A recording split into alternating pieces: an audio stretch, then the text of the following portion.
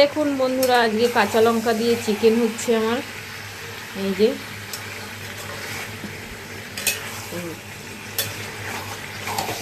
চিকেনটা করছি কাঁচা লঙ্কা দিয়ে, আর কোনো লাল লঙ্কা বা কাশ্মীরি লঙ্কা কোনো কিছুই এখানে দেবো না। তোমাদের দাদা বলে গেছে কাঁচা লঙ্কা দিয়ে আজকে চিকেন করবে।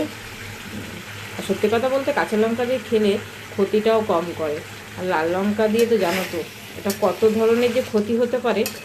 তবুও আমরা কি বলো তো, আমরা জেনেও অনেক সময় কিছুই জানি না, সেটাই খাই।